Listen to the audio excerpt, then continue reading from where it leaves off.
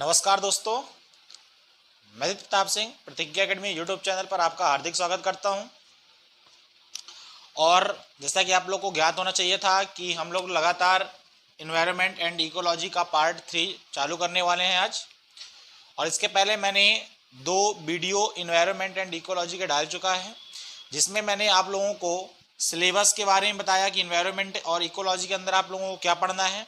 और इसके बाद मैंने जो दूसरा वीडियो डाला है, अपलोड किया हुआ है, उस पर मैंने बताया था कि जो हमारा पर्यावरण क्या है, पर्यावरण है क्या, पर्यावरण की डिफिनेशन क्या है, ठीक है ना। पर्यावरण के घटक मुख्य रूप से कौन कौन से होते हैं, पर्यावरण कितने प्रकार से हो सकता है, ठीक है ना। इन चीज़ों के बारे में मैंने डिस्कस कर चुका है।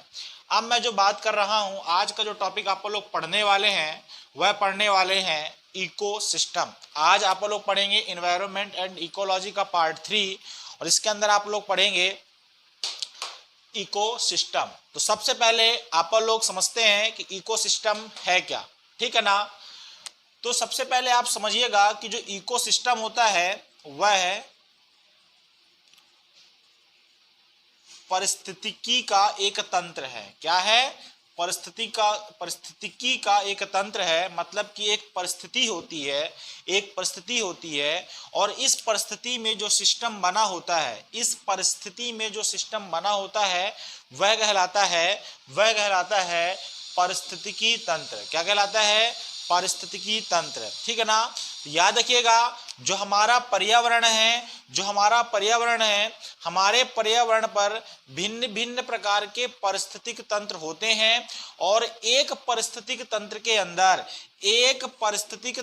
अंदर भिन्न प्रकार के घटक होते हैं। उनमें से कुछ जैविक घटक होते हैं, कुछ अजैविक घटक होते हैं, ठीक है ना। और ये घटक एक दूसरे पर डिपेंडेंट होते हैं, और यही जो एक दूसरे पर निर्भर होते हैं, इसी तंत्र को आप लोग क्या बोल देते हैं? पारिस्थितिकी तंत्र बोल देते हैं। क्या बोल देते हैं? पारिस्थितिकी तंत्र बोल देते हैं, ठीक है ना। तो थोड़ा सा आप लोग पारिस्थितिकी तंत्र की परिभाषा लिख लेते हैं, ठीक। तो लिख लीजिएगा कि मानव के द्वारा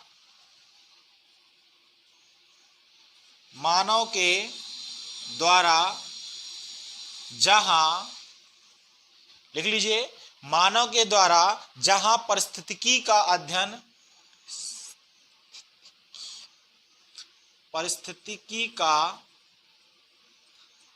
अध्ययन किया जाता है।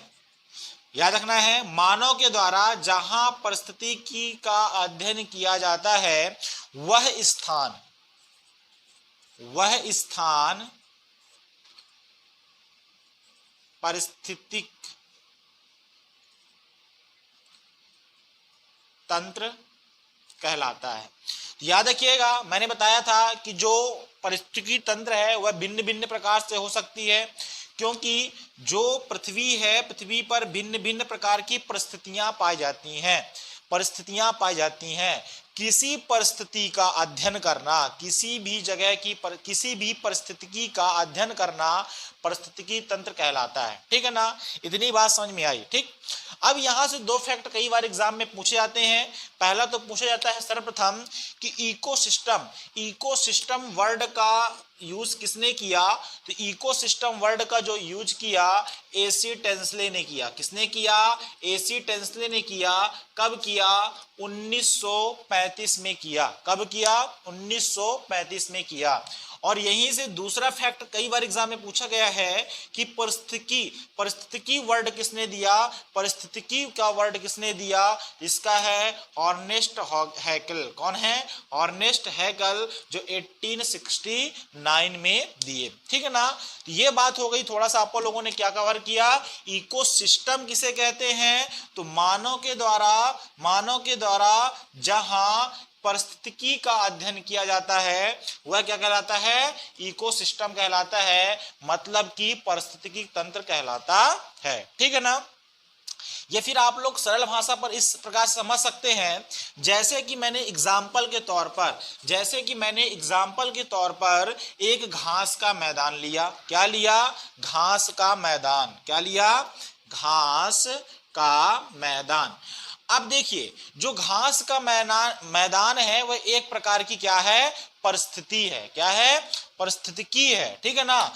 यहाँ ये जो परिस्थितिकी है ये कहलाएगी आपकी घास की मैदान, ठीक है ना। इसमें भिन्न प्रकार के घटक होते हैं, विभिन्न प्रकार के घटक होते हैं। उनमें से कुछ आपके जैविक घटक भी आएंगे, कुछ अजैविक घटक भी आएंगे। और ये जो घटक होते हैं, ये जो घटक होते हैं एक दूसरे पर डिपेंडेंट होते हैं। जैसे मैं बात करूंगा किसकी? घास के मैदान की। तो जब घास के मैदान की बात करूंगा तो आप यहां देखेंगे, सर्वप्रथम तो आप यहां देखेंगे घास पाई जाएगी। क्या पाई जाएगी? घास पाई जाएगी, ठीक है ना। अब घास तो हवा पर लटकी नहीं होगी, जो घास है हवा पर तो लटकती नहीं होगी। जो घास है वह मिट्टी पर होगी। किसमें होगी? मिट्टी पर होगी। तो आप देखेंगे यहां घास मिली, मिट्टी मिली। अब ये जो है यहां स्वाभाविक रूप से आपको पता है घास के मैदान में सूर्य का प्रकाश भी पड़ता होगा, ठीक है ना। और जब यहाँ घास है तो यहाँ कुछ मात्रा में जीव भी पाए जाएंगे, जैसे टिड्डे पाए जाएंगे, काकरोच पाए जाएंगे। तो आप देखिए यहाँ आपको सूर्य का प्रकाश भी मिल गया, मिट्टी भी मिल गई, वायु भी मिल गई, पादप भी मिल गए, कीट पक्षी भी मिल गए। ये सब सारी चीजें क्या मिल गई आपके? क्या है? ये घटक। और अब आप यहां देखेंगे कि एक घटक दूसरे घटक पर डिपेंडेंट है। जैसे जो घास है, जो घास है, घास मिट्टी पर, वायु पर, सूर्य के प्रकाश पर डिपेंडेंट है।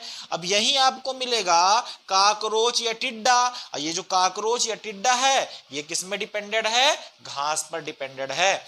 तो यह एक तंत्र है। इस तंत्र के अंदर एक घटक दूसरे घटक पर निर्भर होता है, जिसे आप लोग क्या बोल देते हैं? पारिस्थितिकी तंत्र, ठीक है ना। अब दूसरे टाइप्स में आप ले लीजिएगा, किसी झील की, झरने की या तालाब की बात कर देते हैं इसी प्रकार से, ठीक है ना। तो जब मैं झील या झरने की बात करूंगा, तो आप देखेंगे झील या झरने में या तालाब में जल भरा होगा। इस जल के अंदर कुछ मात्रा में सूर्य का प्रकाश भी पहुंचता होगा, ठीक है ना। कुछ मात्रा में, कुछ दूरी तक तो सूर्य का प्रकाश भी पहुंचता होगा। यहां आपको मिट्टी मिल जाएगी, यहां आपको जल भी मिल जाएगा। तो जब ये सारी चीजें होंगी तो यहाँ आपको जंतु भी कुछ मिलेंगे, जैसे मछली आपको मिलेंगे, बहुत सारे सूक्ष्म जीव जो जल के अंदर पाए जाते हैं, कुछ पादप भी मिलेंगे। तो आप देखेंगे ये पादप भी एक दूसरे पर डिपेंडेंट होंगे। जो यहाँ जीव पाए जाएंगे, जंतु पाए जाएंगे, वो भी एक दूसरे पर डिपेंडेंट होंगे। ये क्या कहला जाएगा आपका? ये आपका भी एक प्रकार से पारिस्थितिकी तंत्र हो गया। तो स्वाभाविक रूप से मेरे समझाने का मतलब क्या था? पारिस्थितिक तंत्र क्या है? एक ऐसी परिस्थितिकी वो किसी प्रकार से भी हो सकती है, जल के अंदर भी हो सकती है, जल के बाहर भी हो सकती है, घास के मैदान में भी हो सकती है, पेड़ में भी हो सकती है, ठीक है ना। वहां कई प्रकार के घटक होते हैं। घटक जैविक भी हो सकते हैं और अजैविक भी हो सकते हैं। सारे घटक एक दूसरे पर क्या होते हैं? डिपेंडेंट होते हैं, निर्भर होते हैं। और यही जो निर्भरता एक दूसरे को प्रदर्शित करती है उसको आप लोग सामान्य भाषा में क्या बोल सकते हैं? पारिस्थितिकी तंत्र बोल सकते हैं, ठीक। तो मैंने परिभाषा आप लोग को लिखवा दिया था, ठीक है ना। इकोसिस्टम वर्ड का यूज किसने किया मैंने आप लोगों को ये बता दिया। इसके बाद पारिस्थितिकी का यूज किसने किया था तो मैंने आप लोगों को ये बता दिया था। ये दोनों फैक्ट याद रखना है आपको, ठीक है। चलिए अब आगे बात करता हूं कि जो इकोसिस्टम है, क्या है? इकोसिस्टम। तो इकोसिस्टम को आप लोग इस प्रकार से भी पढ़ सकते हैं कि जैसे जो जीव समुदाय है, क्या है? जीव समुदाय, ठीक है ना। जो जीव समुदाय है, जीव समुदाय के अंदर आप लोगों को पता है क्या होता है? जीव समुदाय के अंदर आप लोगों को पता है जीव के अंतर्गत पादप भी आते हैं, जंतु भी आते हैं। तो जब ये कई सारे पादपों का समुदाय या कई सारे जीवों का समुदाय मिलाकर जीव समुदाय बनेगा। और साथ में हम क्या कर देंगे? पर्यावरण को जोड़ देंगे। किसको जोड़ देंगे? पर्यावरण को जोड़ देंगे। अब पर्यावरण क्या होता है? मैंने आप लोगों को कई बार बता चुका है कि जो हमारे आसपास का जितना भी वातावरण है, जितनी भी चीजें हमको दिखाई दे रही हैं, जितने भी तत्व हमको दिखाई दे रहे हैं, ये सब क्या कहलाएंगे? पर्यावरण। तो जब ये दोनों जुड़ जाएंगे, जीव समुदाय और पर्यावरण एक दूसरे पर मिल जाएंगे, निर्भर हो जाएंगे, तो बन जाएगा क्या है आपका? इकोसिस्टम। ओके। तो इस प्रकार से भी आप समझ सकते हैं कि जब कोई जीव समुदाय के अंदर जंतु भी आएंगे, पादप भी आएंगे, और जब जीव समुदाय को पर्यावरण के साथ आप लोग मिला देते हैं, तो उसी से क्या बन जाता है, इकोसिस्टम या पारिस्थितिकी तंत्र बन जाता है। ठीक है ना। चलिए अब आगे बात करते हैं आप लोग इकोसिस्टम के बारे में। तो सबसे पहले आप लोग को समझना है कि जो इकोसिस्टम होता है, क्या होता है, इकोसिस्टम जो है इसके कितने घटक होते हैं, ये किन चीजों से मिलकर बना होता है। तो समझना है इसमें आप लोगों को कि जो पारिस्थितिकी तंत्र होता है, जो इकोसिस्टम होता है, इसमें दो प्रकार से घटक होते हैं। एक होता है जैविक घटक और दूसरा होता है अजैविक घटक। क्या होता है, अजैविक घटक। ठीक है ना। तो अब याद रखना है जैविक घटक में क्या होगा और अजैविक घटक में क्या होगा। तो जैविक घटक में जो आपके घटक होंगे वह होंगे उत्पाद क्या होंगे, उत्पाद। दूसरा हो सकता है उपभोक्ता, और तीसरा हो जाएगा अपघटन करता। ठीक है ना। याद रखना है जैविक के अंदर कितने होते हैं, 3 होते हैं। पहला होता है उत्पादक, दूसरा होता है उपभोक्ता, तीसरा होता है अपघटन करता। अब मैं बात करूंगा अजैविक घटक की बात करता हूं। किसकी बात करता हूं मैं, अजैविक घटक की। तो यहां से देखिएगा अजैविक घटक के अंतर्गत क्या क्या होता है। तो जैविक घटक के अंदर आपको मिल जाएगा तापमान, क्या हो जाएगा, तापमान। दूसरा आपको मिल जाएगा मृदा, तीसरा मिल जाएगा आपको आर्द्रता, क्या मिल जाएगा, आर्द्रता। इसके बाद आपको मिल जाएगा जल, सूर्य का प्रकाश। ये सब क्या है, अजैविक हैं। तो आपने देखा था जब मैं आप लोगों को पर्यावरण बताया था कि पर्यावरण में कितने प्रकार के घटक होते हैं। तो पर्यावरण में भी 2 प्रकार से ही घटक होते हैं, एक होता है जैविक, दूसरा होता है अजैविक। इसी प्रकार से इकोसिस्टम में भी 2 प्रकार से घटक होंगे, एक होंगे जैविक और दूसरा होगा अजैविक। क्यों, क्योंकि पर्यावरण में ही जीवों का समुदाय, जब पर्यावरण में कोई जीव का समुदाय आ जाए उसे ही आप लोग क्या बोल देते हैं, इकोसिस्टम बोल देते हैं। ठीक है ना। इसमें कुछ नई बात नहीं है मेरे हिसाब से। तो आपको इसमें ध्यान देना है कि ये जो आपके क्या होंगे, जैविक हो जाएंगे और ये क्या हो जाएंगे, अजैविक घटक हो जाएंगे। अब देखिए मैंने आप लोगों को बताया था कि चाहे वो जैविक हो या अजैविक हो, यदि वो इकोसिस्टम का पार्ट है तो कहीं ना कहीं उसका भूमिका जीव के जीवन चक्र में या फिर पर्यावरण में अपनी भूमिका निभाता होगा। ठीक है ना। तो अब आप लोग क्या करते हैं, एक एक घटक के बारे में डिटेल से थोड़ा सा पढ़ लेते हैं। ठीक है ना। यहां से भी कई बार क्वेश्चन पूछा गया है, याद रखिएगा। यहां किस प्रकार से क्वेश्चन बनेगा, तो क्वेश्चन इस प्रकार से बनेगा कि इसमें जैविक कौन सा है, जैविक कौन सा है। जैसे 3 दे देगा इनको और 1 दे देगा इनको, पूछेगा इसमें जैविक कौन सा है, तो आपको बताना पड़ेगा जैविक उत्पाद है, और ये तीनों क्या है, अजैविक हैं। ठीक है ना। चलिए अब नेक्स्ट कंटिन्यू करते हैं आप लोग। अब मैं बात करूंगा टॉपिक बाय टॉपिक से जो अजैविक, सबसे पहले आप लोग पढ़ते हैं अजैविक घटक के बारे में। तो रीड डाल लीजिएगा अजैविक घटक। ठीक है ना। कुछ ही इंपॉर्टेंट है अजैविक घटक के बारे में। सबसे पहले जैसे आप लोग पढ़ते हैं तापमान के बारे में। किसके बारे में पढ़ते हैं, तापमान के बारे में। ठीक है ना, कि तापमान का जीवन में कितना महत्व है, तापमान का जीवन में कितना महत्व है। तो याद रखिएगा तापमान में जीवन का बहुत ही महत्वपूर्ण योगदान होता है।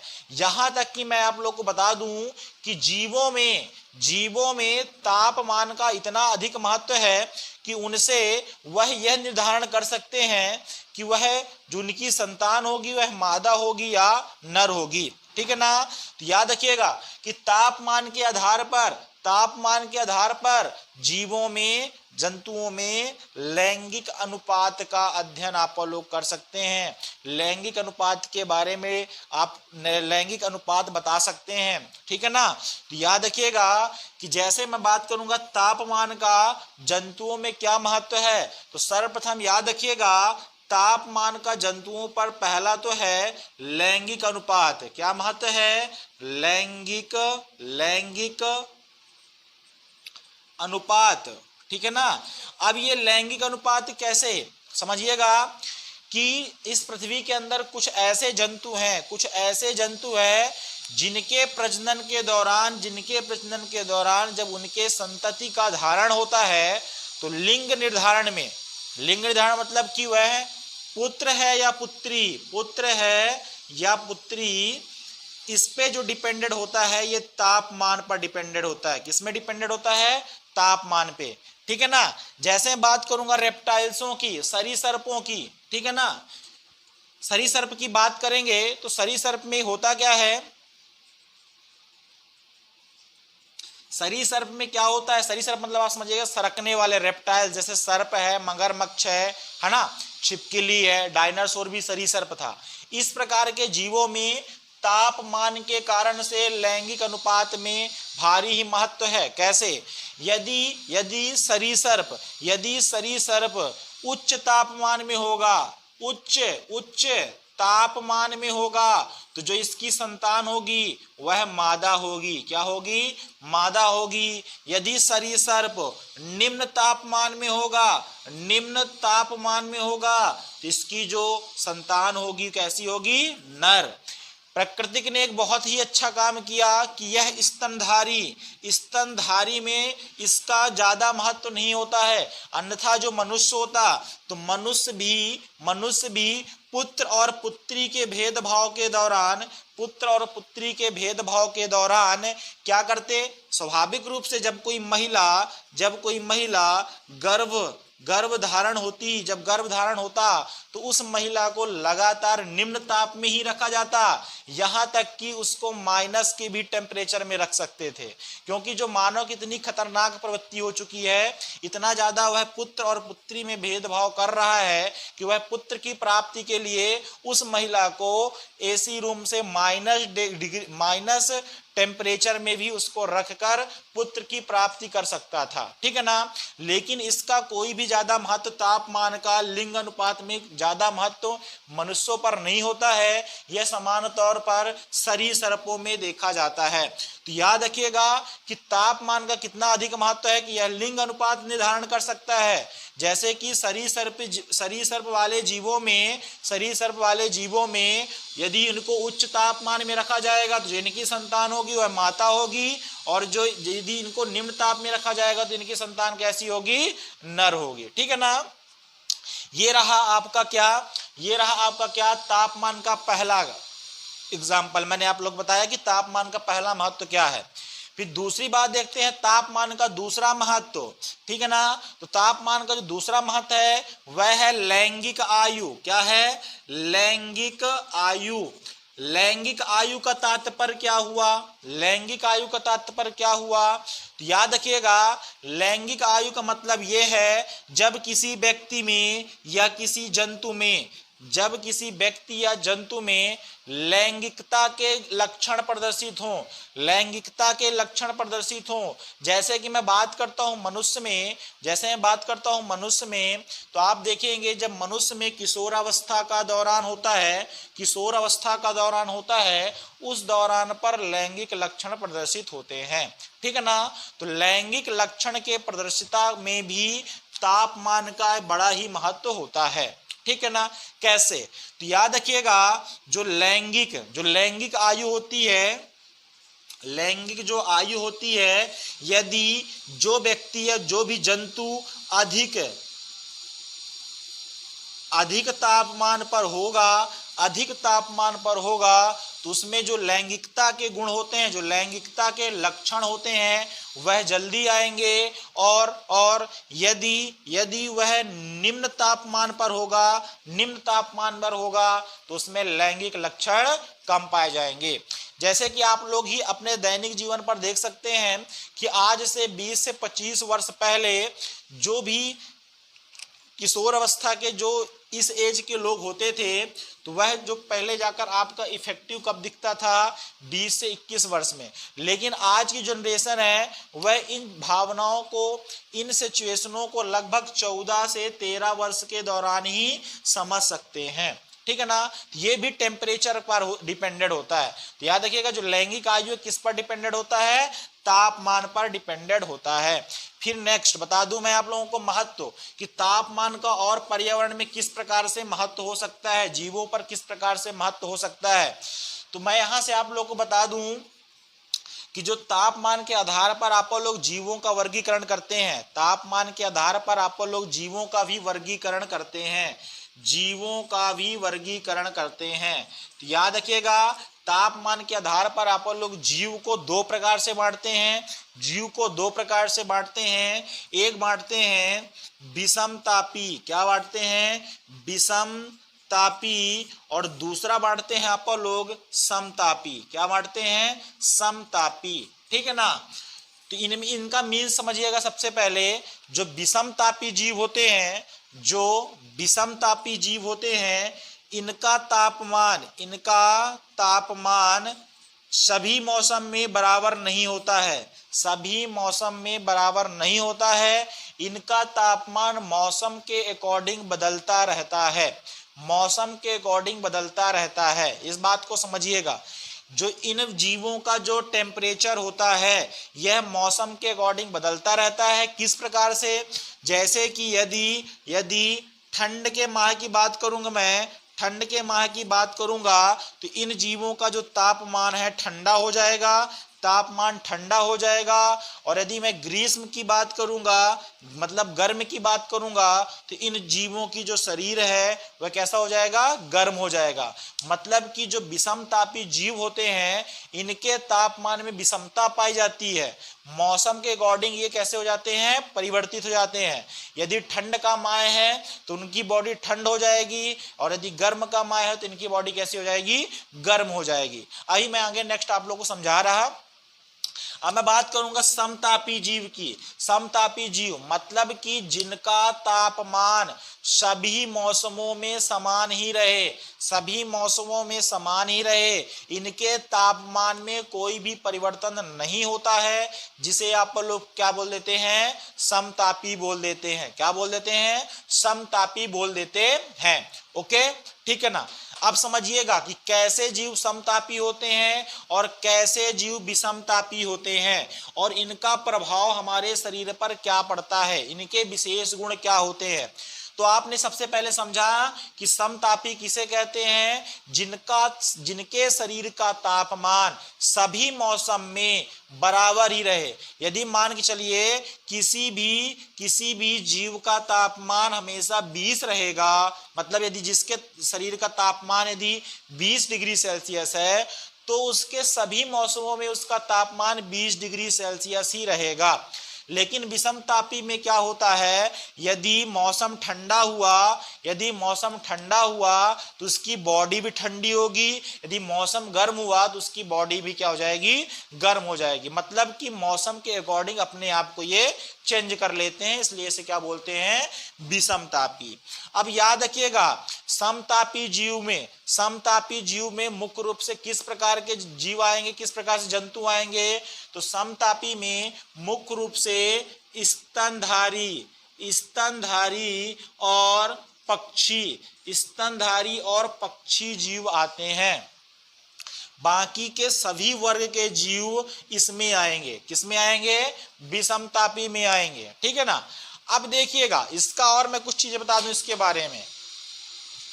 अब याद रखिएगा, जो समतापी जीव होते हैं, जो समतापी जीव होते हैं इनको ठंड और गर्म का एहसास होता है। मौसम के अकॉर्डिंग जो ठंडी लगती है, जो गर्मी लगती है, जो ठंडी लगती है, गर्मी लगती है, ये किस पर डिपेंडेंट होता है, ये समतापी वाले जीवों पर प्रभाव पड़ेगा।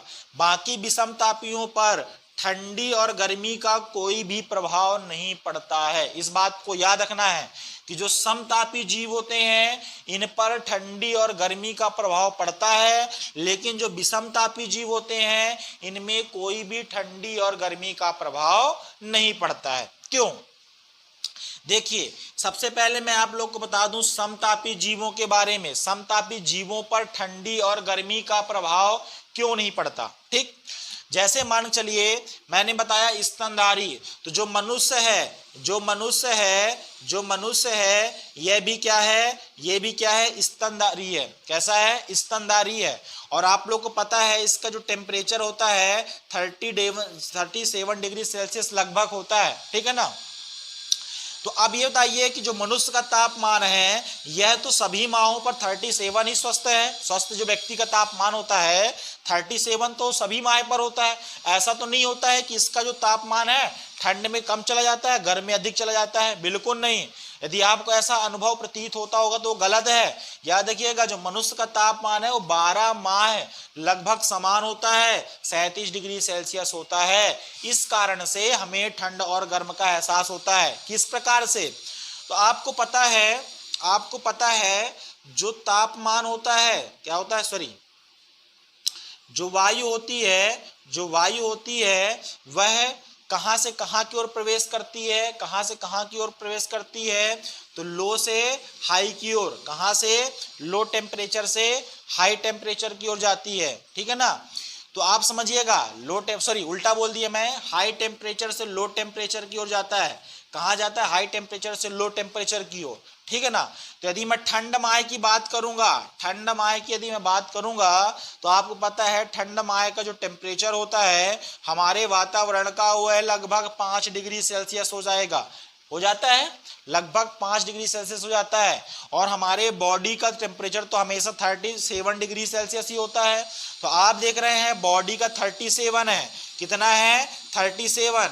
और क्लाइमेट जो अपना वातावरण है उसका कितना है? 5 है। तो आप देख रहे हैं यहाँ कितना है? हाई टेम्परेचर, यहाँ कितना है? लो टेम्परेचर है। तो मैंने बताया कि जो तापमान है हाई टेम्परेचर से लो टेम्परेचर की ओर जाता है ना, हाई टेम्परेचर से लो टेम्परेचर की ओर जाता है।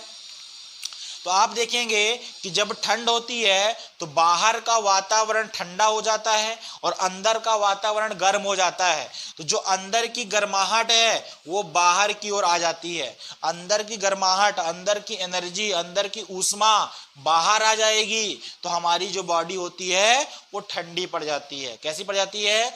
ठंडी पड़ जाती है। इस कारण से हमें ठंड की अनुभूति प्राप्त होती है। बात समझ में आई? अब मैं बात करता हूं इसी प्रकार से गर्मी की बात करेंगे तो अपनी बॉडी का जो टेम्परेचर है तो वो तो गर्मी में भी 37 ही रहेगा, ठीक है ना। लेकिन जो बाहर का है लगभग 45 डिग्री सेल्सियस हो जाता है, अधिकतम 45 हो जाता है ना। तो अब आप देखेंगे कि बाहर का हाई हो गया और अंदर का लो। तो मैंने बताया था हाई से लो की ओर चलता है, तो बाहर कितना हो गया? 45 और अंदर कितना है? 37। तो अब आप देखेंगे कि जो ऊष्मा है बाहर से अंदर की ओर जाएगी, हाई से लो की ओर जाएगी। बात समझ में आई ना? हाई से लो की ओर जाएगी तो बाहर की जो गर्मी है वो बॉडी के अंदर जाएगी तो व्यक्ति को क्या होता है? गर्म का एहसास होता है। बात समझ में आई ना?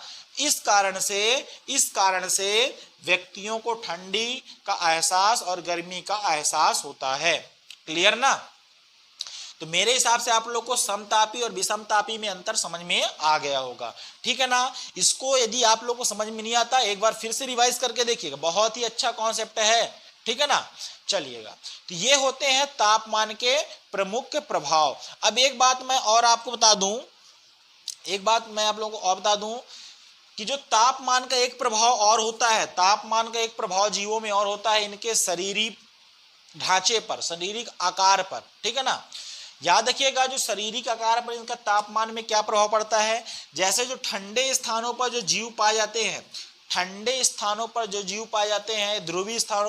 पाए जाते हैं, इनका जो शरीर होता है भारी भरकम होता है। क्यों होता है? क्योंकि आप ये बताइए कि जो भी जीव ठंड में रहेगा तो उस जीव को उस स्थान पर रहने के लिए अपने आप में एक अलग सी ऊष्मा चाहिए, अपने आप में एक अलग सी एनर्जी चाहिए, है ना। ये जो जीव होते हैं ठंडे स्थान पर पाए जाने वाले जो जीव होते हैं, इनके बॉडी के अंदर अधिक ऊष्मा रखने की क्षमता होती है। इस कारण से जो इनका शरीर का आकार होता है वह अपेक्षाकृत वो बड़े होते हैं। एग्जाम्पल के आधार पर बता दूंगा, जैसे मेमोथ, क्या है? मेमोथ एक जंतु था। मेमोथ एक जंतु था जो कि यह हाथी के समान ही था, लेकिन हाथी से कई गुना बड़ा होता था। यह ध्रुव पर पाया जाता था। ध्रुव एक ठंडा क्षेत्र होता है और ठंडे क्षेत्र में रहने के लिए जंतुओं को अधिक ऊष्मा की आवश्यकता पड़ती है, जिनके कारण से इनकी जो बॉडी होती है अपने आप में बड़ी होती है विश्वत के अपेक्षा। इसी प्रकार से ध्रुवी भालू होते हैं, यह सामान्य भालुओं की अपेक्षा बड़े होते हैं। तो ये रहा आपका तापमान का प्रभाव, ठीक है ना। तो इतना कॉन्सेप्ट मेरे हिसाब से आप लोग को समझ में आ गया होगा। कुछ चीजें नए आप लोग को फैक्ट मिले होंगे, तो इसको आप लोग को पढ़ना याद रखिएगा। जितना भी टॉपिक मैं कवर कर रहा, कॉन्सेप्ट बेस कर रहा, ऐसा नहीं करवा रहा कि मैं किसी बुक से उठाकर डायरेक्ट आप लोगों को फैक्ट लिखवा रहा हूं। यदि आपसे कॉन्सेप्ट बेस जहां पर आप यदि क्वेश्चन पूछ रहा है, जहां पर आपको क्वेश्चन पूछ रहा है, वहां आप लोग सरलता से आंसर देने की क्षमता रखेंगे, ठीक है ना। केवल मैं फैक्चुअल चीजों को लेकर नहीं चल रहा हूं, ना ही केवल मैं कॉन्सेप्ट वाली चीजों को लेकर चल रहा हूं। मैं दोनों को मिक्सअप, ये जो आपका सिलेबस चल रहा है ये संपूर्ण एग्जाम के लिए, ऑल एग्जाम के लिए है। आप एक चपरासी लेवल से लेके आप यूपीएससी के प्री तक आप इनको देखिएगा, आपको संपूर्ण क्वेश्चन मिलने की संभावना होगी, चाहे वो कॉन्सेप्ट बेस हो चाहे आपका फैक्ट बेस हो, ठीक है ना। तो इसको आप लोग अच्छे से कवर करिए। जहां समझ में नहीं आता है आप कमेंट कर सकते हैं, वीडियो को बार बार देख सकते हैं और अपना ये कॉन्सेप्ट अपना क्लियर कर सकते हैं, ठीक। इसी प्रकार से अब सूर्य की बात करूंगा मैं, है ना। जैविक अजैविक घटक में जैसे आप लोग ताप के बारे में पढ़ लिया, मृदा के बारे में तो आपको पता है कि जो मृदा होती है ये जितने भी पारिस्थितिक तंत्र के अंदर जो पादप होते हैं, तो मृदा इनको एक आधार प्रदान करती है। मृदा के द्वारा इन पादपों को खनिज लवण की प्राप्ति होती है। ये सब क्या है, आपका मृदा है। इसी प्रकार से मैं जल की भूमिका आप लोग को बता दूं, तो जल से आप लोग बड़े ही समान रूप से आप परिचित हैं कि जल का पारिस्थितिक तंत्र के अंदर या जीवों में या पर्यावरण में कितना बड़ा योगदान है, ठीक है ना। अब मैं डायरेक्टली बात करता हूं मैं जैविक घटकों की। किसकी बात करता हूं मैं, जैविक घटकों की, ठीक। तो देखिएगा जैविक घटक के बारे में बात कर रहे हैं आप। तो जैविक घटक में मैंने आप लोगों से 3 घटक की बात की थी। जैविक घटक में मैंने आप लोगों से 3 प्रकार के घटक की बात की थी। पहला मैंने बात किया था उत्पादक की, दूसरी मैंने बात किया था उपभोक्ता, और तीसरा मैंने आप लोग से बात किया था अपघटन, घटनकर्ता, ठीक है ना। तो जो जैविक घटक होते हैं 3 प्रकार से होते हैं, एक होता है उत्पादक, दूसरा होता है उपभोक्ता, तीसरा होता है अपघटनकर्ता। अब इन्हीं को आप लोग डिटेल से पढ़ते हैं कि अपघटनकर्ता क्या होता है ना, और आपका उपभोक्ता क्या होता है, और आपका उत्पादक क्या होता है। तो सबसे पहले आप लोग हेडिंग डाल लीजिएगा उत्पादक। क्या है, उत्पादक।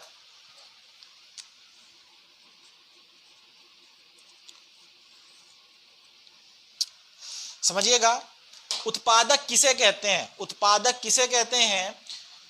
तो याद रखना है उत्पादक जो है पारिस्थितिक तंत्र में एक जैविक घटक है। पारिस्थितिक तंत्र में क्या है, एक जैविक घटक है। सबसे पहले तो आपको यह भी समझना है, ठीक है ना।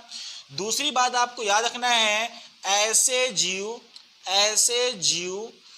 जो अपना भोजन स्वयं या प्रकाश संश्लेषण के माध्यम से, प्रकाश संश्लेषण लिख लीजिएगा,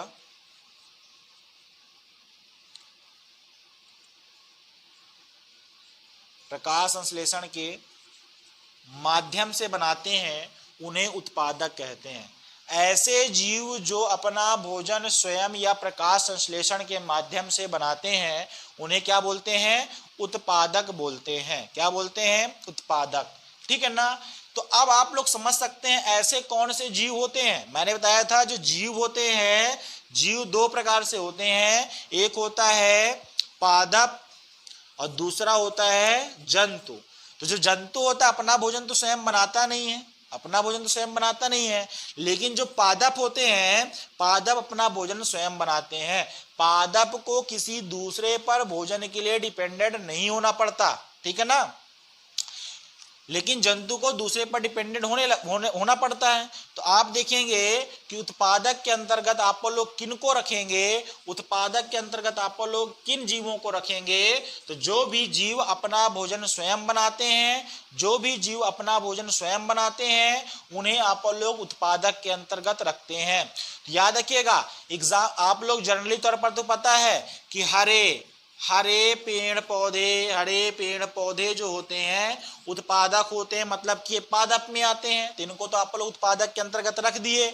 लेकिन अन्य भी कुछ जीव हैं जो उत्पादक के अंतर्गत आते हैं, तो इनको भी आप लोग लिख सकते हैं। तो लिख लीजिएगा शैवाल, क्या लिख लीजिएगा, शैवाल, नीली हरित शैवाल, नीली हरित शैवाल, इसी को बोलते हैं साइनोबैक्टीरिया, नीली हरित शैवाल, या इसी को बोलते हैं साइनोबैक्टीरिया या डायटम्स, क्या बोल सकते हैं इसको, डायटम्स, अलग से ये क्या है, डायटम्स। तो आप लोग को याद रखना है कि उत्पादक के अंतर्गत क्या होते हैं, तो हरे पेड़ पौधे, ठीक है ना, दूसरा आपको याद रखना है शैवाल, तीसरा याद रखना है नीली हरित शैवाल या साइनोबैक्टीरिया, और रखना है आपको डायटम्स। अब जो उत्पादक होंगे ये हरे पेड़ पौधे होंगे, शैवाल होंगे, नीली हरित शैवाल होंगे, साइनोबैक्टीरिया होंगे और आपके डायटम्स होंगे। ठीक, इतना क्लियर हुआ। चलिएगा अब मैं नेक्स्ट बात करता हूं आप लोगों को। मैंने यहां से आप लोग को एक टॉपिक आप लोग को बता रहा, इसको थोड़ा सा याद रखना है कि जो पृथ्वी पर जो प्रथम जीव था वह नीली हरित शैवाल या साइनोबैक्टीरिया ही था। ठीक है ना, पृथ्वी पर जो प्रथम जीव था वो नीली हरित शैवाल या साइनोबैक्टीरिया ही था, इस बात को आपको याद रखना है। और पृथ्वी पर जो ऑक्सीजन की उत्पत्ति हुई है वह नीली हरित शैवाल या साइनोबैक्टीरिया से ही हुई है। ठीक, इसको मैं जब आप लोगों को बायोलॉजी पढ़ाऊंगा इसका डिटेल बताऊंगा, इसमें परेशानी जो तो नहीं है, गजब का कॉन्सेप्ट है। इसको आप लोग एक बार जब मैं बायोलॉजी सीरीज चालू करूंगा जब जरूर देखिएगा। ठीक, तो ये हो गया उत्पादक के बारे में। तो उत्पादक कौन कौन से होते हैं, तो नीली हरित शैवाल, साइनोबैक्टीरिया, हरे पेड़ पौधे, है ना, ये सब क्या होते हैं आपके उत्पादक, जो कि अपना भोजन स्वयं बनाते हैं या प्रकाश संश्लेषण के माध्यम से अपना भोजन बनाते हैं। ठीक है ना। अब याद रखिएगा उत्पादक को परावर्तक भी कहते हैं, उत्पादक को परावर्तक भी कहते हैं। एक ये नया टॉपिक आ गया, इसको समझिएगा, ये कॉन्सेप्ट समझिएगा।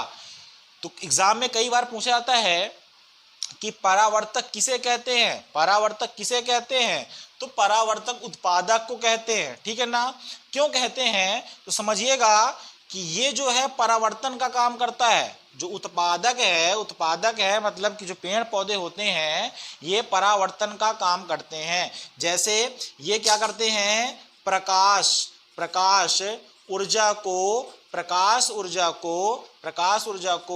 रसायन ऊर्जा में परावर्तित करते हैं। प्रकाश ऊर्जा को रसायन ऊर्जा में क्या करते हैं, परावर्तित करते हैं।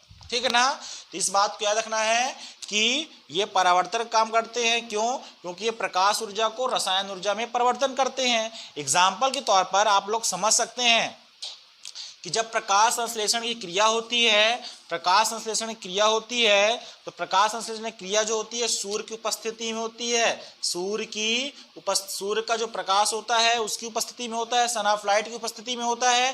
ठीक है ना, और ये जो सन ऑफ लाइट है, सूर्य का जो प्रकाश है, यह ग्लूकोज और अन्य ऊर्जा में परिवर्तित हो जाता है। इस कारण से उत्पादक को आप लोग क्या बोलते हैं, परावर्तक बोलते हैं। क्या बोलते हैं, परावर्तक बोलते हैं। ठीक, अब दूसरी बात करते हैं किसकी, तो दूसरी बात करते हैं आप लोग उपभोक्ता की। किसकी बात करते हैं, उपभोक्ता। आप समझिएगा उपभोक्ता किसे कहते हैं, तो याद रखिएगा जो सीधे या प्रत्यक्ष रूप से उत्पादक पर, किस पर, उत्पादक पर निर्भर होते हैं या निर्भर रहते हैं, सीधे या प्रत्यक्ष रूप से उत्पादक पर निर्भर रहते हैं, उसे आप लोग क्या बोलते हैं, उपभोक्ता बोलते हैं। एग्जाम्पल के तौर पर आप समझ सकते हैं, उत्पादक क्या था, पेड़ पौधे ये सब क्या थे, उत्पादक थे, ठीक है ना। तो जो उत्पादक पर निर्भर होंगे, मतलब कि जिनका भरण पोषण उत्पादक से होगा, उन जीवों को आप लोग क्या बोल देते हैं, उपभोक्ता बोल देते हैं। मतलब कि जो पेड़ पौधे पर खाते होंगे, जैसे हिरण, बकरी, टिड्डा, ये सब क्या हो जाएंगे, आपके उपभोक्ता हो जाएंगे, ठीक है ना। इतना समझ में आया, चाहे वो इनडायरेक्ट रूप से हो, प्रत्यक्ष रूप से हो, या फिर सीधे रूप से हो, कुछ भी समझ सकते हैं। अब यहां से आपको समझना पड़ेगा, क्योंकि यहां से क्वेश्चन पूछता है उपभोक्ता। जो उपभोक्ता होते हैं वो 3 प्रकार के होते हैं। कितने प्रकार के होते हैं, 3 प्रकार के होते हैं, ठीक है ना। तो उपभोक्ता कितने प्रकार के होते हैं, 3 प्रकार से होते हैं, प्राथमिक, द्वितीयक और तृतीयक। तो याद रखना है कि उपभोक्ता कितने प्रकार से होते हैं, तो उपभोक्ता 3 प्रकार से होते हैं, प्राथमिक उपभोक्ता, द्वितीयक उपभोक्ता और तृतीयक उपभोक्ता। इतना क्लियर हुआ ना। और उपभोक्ता कहते किसे हैं, उपभोक्ता कहते किसे हैं, तो उपभोक्ता जो होता है किसे कहते हैं, जो उत्पादक पर सीधे या प्रत्यक्ष रूप से डिपेंडेंट होते हैं। जैसे मैं बात करूंगा टिड्डा, जो टिड्डा होता है उत्पादक, मतलब कि घास फूस खाता है। टिड्डे को कौन खाता है, आपका मेढक खा सकता है। मेढक को कौन खा सकता है, सर्प खा सकता है, ठीक है ना। तो आप देखेंगे यहां ये जो होते हैं किस पर डिपेंडेंट होते हैं, उत्पादक पर डिपेंडेंट होते हैं। किस पर डिपेंडेंट होते हैं, उत्पादक पर डिपेंडेंट होते हैं, ठीक। तो आज जो उपभोक्ता होंगे 3 प्रकार से होंगे, प्राथमिक उपभोक्ता, द्वितीयक और तृतीयक। इस चीज को आपको समझना है कि जो उपभोक्ता होते हैं कितने प्रकार से होते हैं, तो उपभोक्ता 3 प्रकार से होते हैं, ठीक। अब यहां समझिएगा, जो प्राथमिक उपभोक्ता, आप यहां देखेंगे जो प्राथमिक उपभोक्ता क्या है, टिड्डा। द्वितीयक उपभोक्ता क्या है, मेढक। तृतीयक उपभोक्ता क्या है, सर्प। क्या है, सर्प, ठीक है ना। तो आप यहां से समझ सकते हैं कि जो प्राथमिक उपभोक्ता होंगे और सदैव कैसे होते हैं, शाकाहारी। मतलब कि जो पेड़ पौधे से अपना भोजन प्राप्त करते हैं, जो पेड़ पौधे से अपना भोजन प्राप्त करते हैं, उसे आप लोग क्या बोलते हैं, शाकाहारी बोलते हैं। तो याद रखना है कि जो प्राथमिक उपभोक्ता होते हैं वो शाकाहारी होते हैं, और जो द्वितीयक उपभोक्ता होते हैं वो सर्वाहारी भी होते हैं। मतलब कि यह पादप से भी अपना भोजन प्राप्त कर सकते हैं और जंतु से भी अपना भोजन प्राप्त कर सकते हैं, ठीक है ना। और जो तीसरे होते हैं ये सदैव मांसाहारी होते हैं। कैसे होते हैं, मांसाहारी होते हैं। तो आपको याद रखना है उपभोक्ता क्या है, तो जो उत्पादक पर निर्भर होगा, सीधा हो या प्रत्यक्ष रूप से हो, वो क्या कहलाएगा, उपभोक्ता होगा। उपभोक्ता कितने प्रकार के होते हैं, 3 प्रकार के होते हैं। पहला हो जाएगा प्राथमिक, दूसरा हो जाएगा द्वितीयक और तीसरा हो जाएगा तृतीयक उपभोक्ता। जैसे एग्जाम्पल के तौर पर देखेंगे कि जो उत्पादक मतलब पेड़ पौधे पर टिड्डा निर्भर होता है ना, मतलब कि उत्पादक में निर्भर है, मतलब कि उपभोक्ता है, और इसमें ये डिपेंडेंट होगा और ये एक दूसरे पर निर्भर होंगे। अब यहीं से आप लोग को थोड़ा सा पारिस्थितिक तंत्र की परिभाषा पर दिख रही होगी कि ये जो घटक दिख रहे हैं एक दूसरे पर डिपेंडेंट है, अर्थात ये पारिस्थितिक तंत्र का भी एग्जाम्पल है, और ये उपभोक्ता को आप लोग को प्रदर्शित करता है।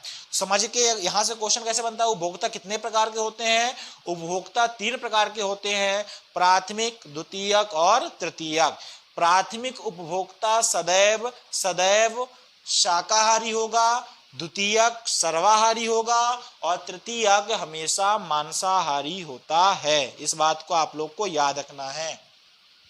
अब एक बात मैं आप लोगों को बहुत समझा दूं, बहुत ही इंपॉर्टेंट क्वेश्चन है और बहुत ही नया क्वेश्चन है याद रखिएगा कि जो प्राथमिक उपभोक्ता है, जो प्राथमिक उपभोक्ता है, इसे आप लोग द्वितीयक उत्पादक कहते हैं। क्या बोलते हैं? द्वितीयक उत्पादक बोलते हैं। क्या बोलते हैं? इसको नोट कर लीजिएगा, बहुत इंपॉर्टेंट है। द्वितीयक उत्पादक, ठीक है ना। द्वितीयक उत्पादक आखिर बोलते क्यों हैं, तो समझिएगा, इस चीज को बिल्कुल समझना है, बहुत ही गजब का कॉन्सेप्ट है। द्वितीयक उत्पादक तो आपको पता है, जो उत्पादन करे, जैसे कि पेड़ पौधे जो होते हैं, सूर्य की प्राप्ति के पश्चात, सूर्य का जो प्रकाश है उसकी प्राप्ति के पश्चात वो उत्पाद प्राप्त करते हैं, उत्पादन देते हैं, ठीक है ना। लेकिन आप देखेंगे जो प्राथमिक है, जो प्राथमिक आपका उपभोक्ता है, यह भी एक नया उत्पादन का कार्य करता है। जैसे आपको पता है जो प्राथमिक उपभोक्ता होते हैं सदैव कैसे होते हैं? शाकाहारी। और शाकाहारी जीव किसे कहते हैं? जो कि पेड़ पौधे पर डिपेंडेंट होते हैं, निर्भर होते हैं, उसे क्या बोलते हैं आप लोग? शाकाहारी बोलते हैं। क्या बोलते हैं आप लोग? शाकाहारी बोलते हैं, ठीक है ना। तो आप देखेंगे कि जो द्वितीयक उपभोक्ता होता है यह पेड़ पौधों को खाता है। किसको खाता है? सॉरी, जो प्राथमिक उपभोक्ता होता है ये पेड़ पौधों को खाता है, और पेड़ पौधों को खाने के बाद यह अपना शरीर, अपनी बॉडी को तैयार करता है, और इसके बॉडी में प्रोटीन पाया जाएगा। मतलब कि जो पेड़ पौधे को इसने खाया, उत्पादक को इसने खाया और प्रोटीन तैयार कर दिया, प्रोटीन उत्पाद कर दिया। मतलब कि घास फूस, है ना, घास फूस पत्ती वगैरह खाया और प्रोटीन तैयार कर दिया, मतलब एक नया उत्पाद तैयार कर दिया। इस कारण से सदैव द्वितीयक उत्पादक किसे कहेंगे? द्वितीयक उत्पादक प्राथमिक उपभोक्ता को कहेंगे। क्यों? क्योंकि जो प्राथमिक उपभोक्ता होता है यह उत्पादक के माध्यम से घास फूस पत्ती इत्यादि को खाकर एक नया उत्पाद प्रोटीन तैयार करता है। आप समझ सकते हैं कि वैज्ञानिकों ने बहुत आगे तक पहुंच चुके हैं, लेकिन कोई ऐसी अभी खोज नहीं हुई है कि जो घास फूस पत्ती खाकर प्रोटीन को क्या करे? डेवलप करे, है ना। तो आप यहां देख रहे हैं कि ऐसी मशीन केवल एक ही है जो कहलाएंगे आपके प्राथमिक उपभोक्ता। क्या होंगे? प्राथमिक उपभोक्ता। तो याद रखना है, प्राथमिक उपभोक्ता को द्वितीयक उपभोक्ता भी कहा जाता है, ठीक। ये होगी आपकी उपभोक्ता की बात। अब मैं तीसरी बात करूंगा मैं अपघटनकर्ता की बात। किसकी बात? अपघटनकर्ता की बात। तो अपघटनकर्ता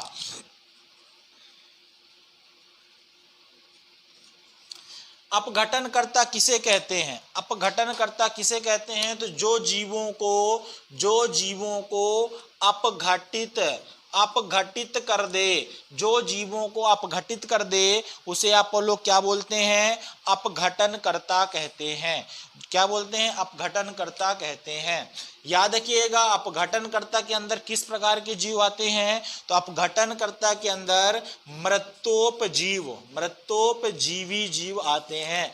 मृतोपजीवी जीव मतलब ये कि जिनका निर्माण या जिनका विकास या जिनका जन्म मरे हुए मृत्यु शरीर पर होगा, उन्हें आप लोग क्या बोलते हैं? मृतोपजीवी जीव। एग्जाम्पल के तौर पर मैं बोल सकता हूं जीवाणु कवक इत्यादि जो होते हैं ये मृतोपजीव होते हैं। ये मरे हुए शरीर पर उत्पादित होते हैं, इनका निर्माण होता है। अच्छा, इनकी भूमिका क्या होती है? तो याद रखिएगा ये जीवों को अपघटित करके पुनः कार्बनिक पदार्थ के रूप में पर्यावरण पर मिला देते हैं। बात समझ में आई ना? इसलिए इसे क्या बोल देंगे आप लोग? अपघटनकर्ता बोल देते हैं। क्या बोल देते हैं? अपघटनकर्ता बोल देते हैं। तो आप लोग को जैविक के बारे में समझ में आया। जैविक घटक कितने प्रकार से होंगे? 3 प्रकार से होंगे। पहला हो जाएगा उत्पादक किसे कहते हैं? जो अपना भोजन स्वयं बनाते हैं। उत्पादक को परावर्तक भी कहते हैं। दूसरा हो जाएगा उपभोक्ता 3 प्रकार का होगा। प्राथमिक, दूसरा हो जाएगा द्वितीयक, तीसरा हो जाएगा तृतीयक। प्राथमिक उपभोक्ता को द्वितीयक उत्पादक भी कहते हैं, क्योंकि प्राथमिक उपभोक्ता सदैव शाकाहारी होता है। यह घास फूस पत्तियों को खाकर अपने शरीर को डेवलप करता है, जो कि प्रोटीन का निर्माण होता है, अर्थात ये उत्पादन का भी निर्माण करता है। फिर इसके बाद मैंने तीसरा आप लोग को बताया अपघटनकर्ता। अपघटनकर्ता का तापमान ये है, तात्पर्य ये है ऐसे जीव जो अन्य जीवों को अपघटित कर कर उन्हें कार्बनिक पदार्थ के रूप में पुनः पर्यावरण में या मिट्टी पर मिला देते हैं, उन्हें अपघटनकर्ता बोलते हैं। ये सदैव मृत्योपजीवी होते हैं, मतलब कि जो इनका शरीर होता है यह मरे हुए शरीर पर डेवलप होता है, ठीक है ना। एग्जाम्पल के तौर पर आपका हो जाएगा जीवाणु और विषाणु। अब यहां से थोड़ा सा कंफ्यूजन होती है, याद रखिएगा वायरस कभी अपघटनकर्ता नहीं होता है, इस बात को याद रखिएगा। वायरस कभी अपघटनकर्ता नहीं होगा, विषाणु कभी अपघटनकर्ता नहीं होगा, ठीक है ना। ये आप लोगों ने आज पढ़ लिया इतना थोड़ा सा परिस्थिति तंत्र के बारे में, ठीक है ना। तो इस चीज को आपको समझना है। यदि किसी प्रकार से कोई भी डाउट होता है आप कमेंट करिएगा, ठीक है ना। आप उसको एक बार फिर से देखिएगा, और यदि आपको किसी प्रकार से डाउट होगा आप कमेंट करिए, हमें कोई दिक्कत नहीं, हम आपका कमेंट देखकर इसका आंसर देंगे, ठीक है ना। और ज्यादा से ज्यादा आप लोगों को ये वीडियो को शेयर करना है, ठीक है ना, लाइक करना है और चैनल को सब्सक्राइब करना है। और इसके पहले हमारे इन्वायरमेंट के 2 पार्ट पीछे हमने डाल चुका है, तो प्लेलिस्ट में जाकर आप लोग उसे भी देख सकते हैं, ठीक है। यदि आप लोग को वीडियो अच्छा लगा हो तो लाइक करिएगा, चैनल को सब्सक्राइब करिएगा और ज़्यादा से ज़्यादा शेयर करिएगा। धन्यवाद।